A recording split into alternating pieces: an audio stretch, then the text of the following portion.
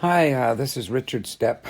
My first name is actually Frank Richard Stepp. My dad named me. I was born in Enderby in 1946 in a little hospital that's still there. It's actually now it's a bed and breakfast or something. I have a picture of it somewhere.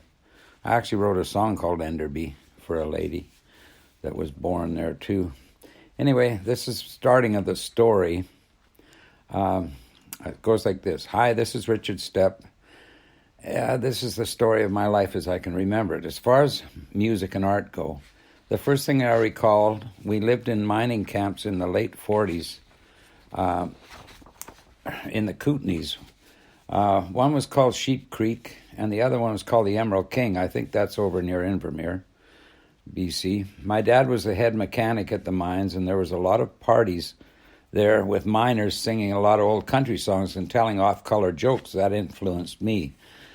Way back then, my sister and I used to go sing this old song, Bola Bola Bola, through a big steel drum that was I think it was a big, huge, long, round thing with two openings, with an opening at either end. It was a boiler or a rock grinder or something. That's when I started singing songs, I guess, of sort.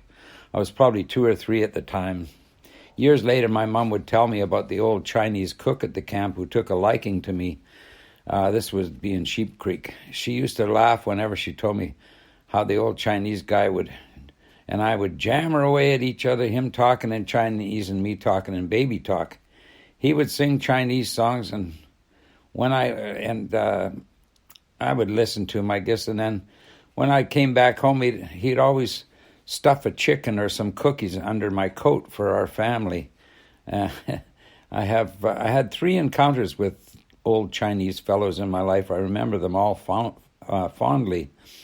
I'll tell you about the other ones later on. When I was about 4, I nearly drowned in the creek at Sheep Creek where we lived. My mom and dad were making a fridge in the creek by making a little dam in the ice-cold water to put food in. And they had their backs to me making this dam, and I fell in the creek.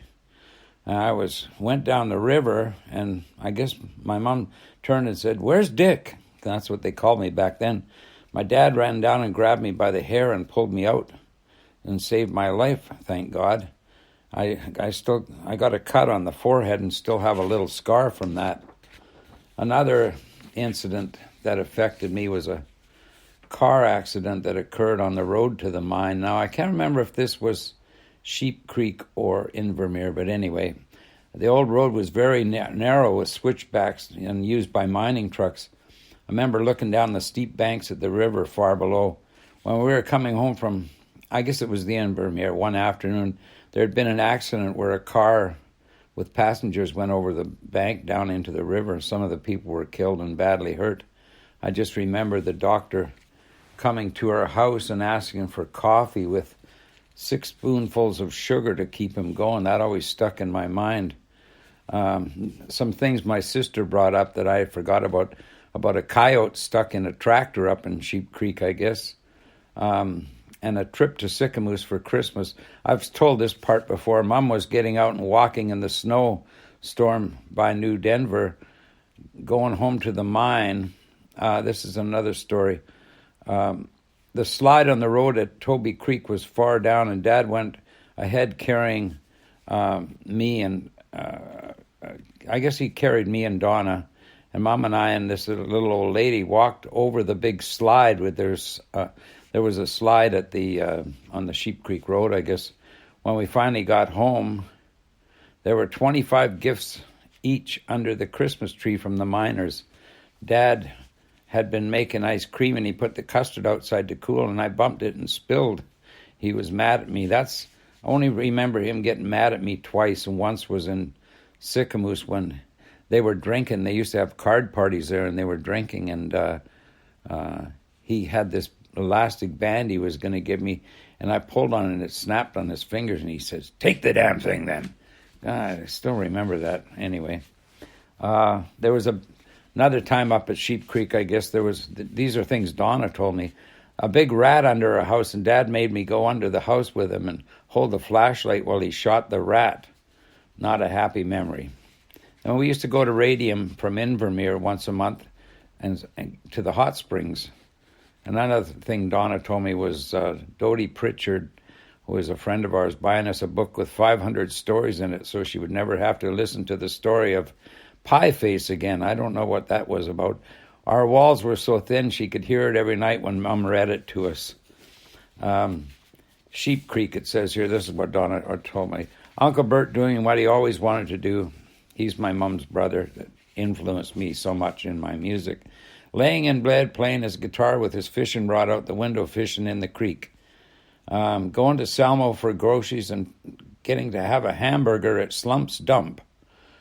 Mom making a cake for the superintendent of the mine and his wife for evening coffee, and the cake fell in the middle, so she propped it up with a saucer and then iced it. When it was time to cut the cake, she wanted to do it in the kitchen, but Dad insisted in the dining room, and clunk, the cake was only a half-inch thick in the middle. Anyway, after the mining camps, we moved to Nelson, BC, where Dad worked at Stevenson's machine shop as a welder.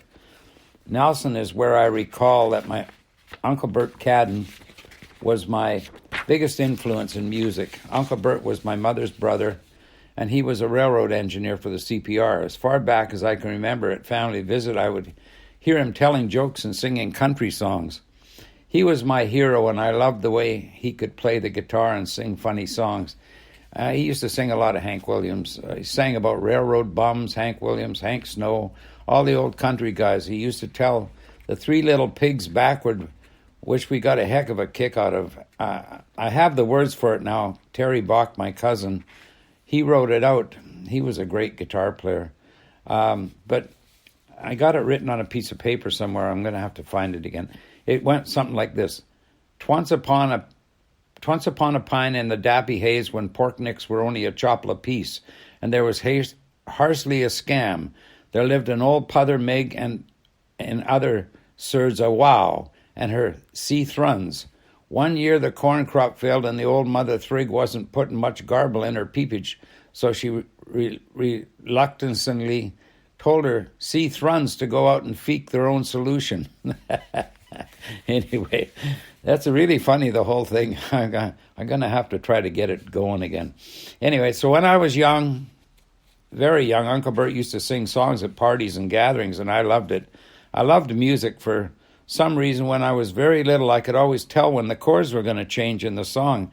I could feel it coming. I don't know what happened at first, but as far as music, but I had a little record player that played 45s. I got somehow or other, and I used to play it over and over again. I played The Happy Wanderer so much I got sick of that song. Valerie, Valera, Valera, ha, ha, ha. Anyway, still hate it. One day, I think my Uncle Bert, maybe it was my dad, bought me a little guitar and gave it to me. Uncle Bert tuned it to an E chord, and then he got a kitchen knife out and showed me how to play Little Brown Jug with a kitchen knife as a slide, like a slide guitar on the guitar. So that was kind of neat. And my hands were too small to make the chords, so that was the first song I ever learned, Little Brown Jug. Little brown jug, don't I love thee? Little brown is a good thing for Uncle Bert to sing about drinking.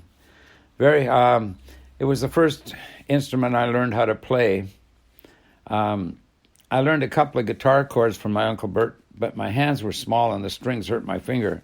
Hard to get any sound when you're first playing chords on guitar, so I stuck to slide guitar. My mom sent me for one piano lesson in Nelson. I don't know where we got the piano. I was 5 years old or something. We went to the neighbor's house, that's right. We didn't have a piano. They had a piano. The old guy came up to teach me the piano. I didn't like the piano lesson. It was so structured, and all he did was the scales. He had bad breath to boot, and I didn't like that either. So next piano lesson, I didn't show up. I stayed at school. Instead, my mom met me with a switch, gave me a little spanking on the way home. Of course, I cried, and she cried too, said it hurt her more than me. That's the only time I ever recall my mother or father ever hitting me. She didn't mean it, and the spanking wasn't even hard anyway. But I played the old record player over and over again. that I had 45 records that you could, some of them were clear that you could see through. Another thing I remember is the first time TV ever came to Nelson, television set. Openshaw's had one. I went down to the neighbor's house.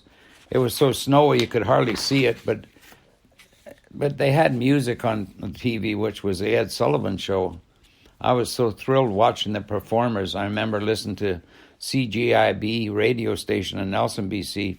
The disc jockey there had a little Metropolitan car, one of those funny, tiny little cars. He used to play that song, Standing on the Corner Watching All the Girls Go By Dean Martin. I love that song. Still love Dean Martin. These are some of the recollections from Nelson, mostly my Uncle Bert singing at parties. And then a lady the next door, the Norgroves, she gave me a very old stamp album with stamps in it from the 30s and 40s. I still have that album. And I've got my talent contest one in Sycamoose when I was 12. I got the envelope glued in it. I still have it in my collection. I wish I had my old guitar. I don't know whatever happened to it. I started school in Nelson when I was 5 years old. I'm trying to figure out, 11 minutes. I started school in Nelson when I was 5.5 years old. I fell in love with my teacher. Around that age, I discovered girls, playing doctor, of course, Dr. Richard. I was pretty brave back then.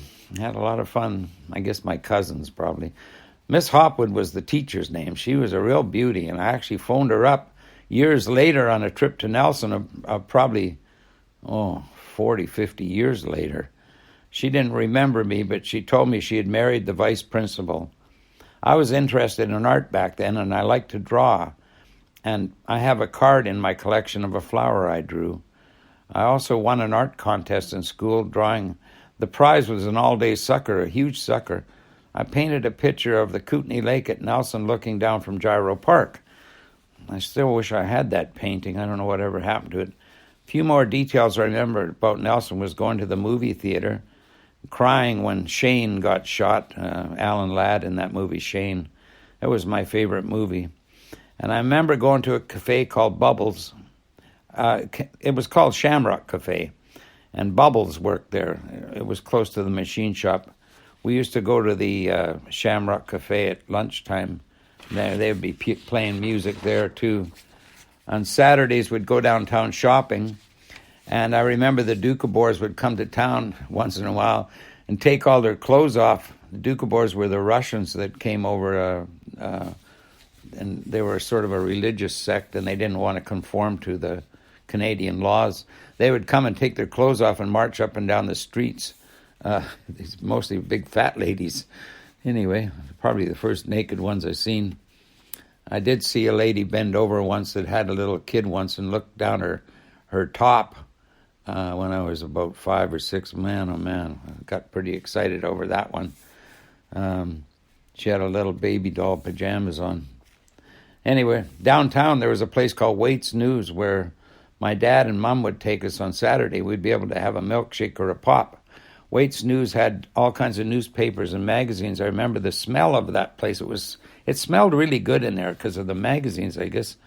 The magazines they had these magazines that had the lyrics to the latest hit songs and stuff. I used to have a bunch of those.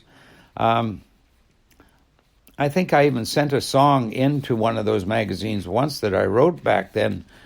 You could send a song in, and they would publish your song.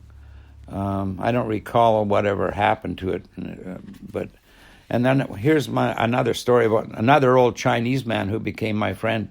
He was the second Chinese elder in my life. He used to go up behind our house and ask my parents first if he could pick this plant for medicine. He was smart and nice and taught me about nature. I was interested in biology. And this plant, it was sort of like a short little plant shaped like a heart. And if you rubbed it on a mosquito bite, it would take the itch away. That was kind of neat. Another big influence on my life was going to church at an early age. My parents were not really religious, but my mother spent some time at a Catholic convent. She told me her dad, John Cadden, was a mean fellow and drank a lot. He used to abuse my mom's mother, Eleanor. He was an Irish guy. When my mother got older, he came home once and abused her mother, and my mom said if he ever did that again, she'd kill him. And I believe she would have. My mom hated him. I only met him once. He sent them to a convent in Kamloops, and they hated that convent. She hated the nuns, so she wasn't too religious. But my mother had a heart of gold. She was a very beautiful woman. My parents sent me and my sister to different churches to see if we would like it in Nelson. I don't recall them coming with us. The best part of the church I liked was the music, of course. I got to sing in the choir at the First Baptist Church. That was great. They also gave away nice pins for attendance to wear on our coats. I can't remember what church it was, but I ended up quitting after another boy at church punched me in the nose and gave me a nosebleed. Here's some more little things. I brought my mom a bouquet of skunk cabbages once. I thought they were so pretty. There used to be a swamp near our house. And in our backyard, we had a big rock. Me and Donna used to play treasure hunt. And we had a raspberry patch back there, and this huge big rock. We'd go up on top of the rock, and we'd put these cardboard bags over our heads with holes in them like helmets, and then we'd lower ourselves down with a rope, I guess, and then we'd go around, sneaking around in the raspberry bushes looking for treasure. And I remember another thing is I went to a birthday party once for Ricky Lipinski, I think it was, and the mother made hamburgers with onions in them and pineapple pie, which I hated both. So I think I took it and hid it under the table or something. And another one was the big slide at Kootenai Park. Me and Donna, we were afraid to go on that for years. It was that lake is a very cold, Kootenai Lake, but they had this big slide. I think we finally got our nerve up one day and went down on it. Another story was my Uncle Bert. He was terrified of bees, and he had a bee colony in his yard, and he'd put the hat on the thing, and he'd put the bee hat on, right, and he got out there, and a bee got under his hat. He went running all over the yard going crazy. And we'd go visit the Caddens once in a while. I was always getting in trouble over there because I remember Jimmy Cadden got this real nice sword for Christmas once, and I went and started poking at him with it and broke it. My Auntie Doc got so mad. And I remember we had 200 chickens on our back for a while and 2 pigs in our backyard. Good Lord. And those pigs are filthy things. And I remember the Dad hired someone to kill the pigs one time, and they came up with a gun, and we watched them shoot the pigs. They screamed, and then this guy jumped over the fence and cut its throat open. Oh, what a sickening thing. And I remember Dad with the chickens. One time he took the chicken and chopped off the chicken's head and let the body went running all over the yard. Good Lord. And another thing was we used to, after we got rid of the chickens, Dad got this new thing one time that was supposed to kill chickens easy, and you dunked them in the hot water, or you snapped this thing on their head somehow, and it would kill them. So Mom did that, and she snapped it on its head, and she put it in the hot water and got it hot and started plucking all the feathers, and it woke up and looked her in the eye. She never liked eating chicken anymore after that. Another thing is, I remember getting up sleepwalking, peeing down the stairs in our house, and going and jumping in the extra bed, and Donna's been thinking that I'd gone to the bathroom, I guess. I don't know. We used to try to get off the chicken coop with umbrellas to use them for parachutes. Let's see what else here. The Zettlers. Mr. Norgrove. Actually, we found an old Bible in the bottom of our house that it was from the 1859. I still have that Bible. It has metal binding and these beautiful etching pictures in it that are like etchings. And it's a Protestant Bible from Scotland. And it's got some people's names in it. My Uncle Bert had it, or Uncle Johnny had it for a while, and then I got it now. I'm still have it now. And anyway, I lit the field on fire in Nelson. I don't know if I've got it written in here. But we used to try to smoke, you see, and we started smoking when we were 5 years old, and we'd steal butts or something like that, and we were in this field in Sycamoose, and me and Ricky Lipinski, and we lit up these smokes, and the field caught on fire and had a huge fire up in the field. The fire trucks, I went running home under the bed, hid under the bed, but my mom knew I did it. Another thing, I tried smoking in bed with the covers over my head, and I lit a match, and Donna in the next room said, "Mom, Dick's smoking." And so Mom came up and said, "Oh, no, it must have been the bed springs making a spark or something." Sure. Anyway, there was David Lippingwell. That's another guy I remember. Let's see. Oh, yeah. The next time, I guess, I'm going to take a pause now.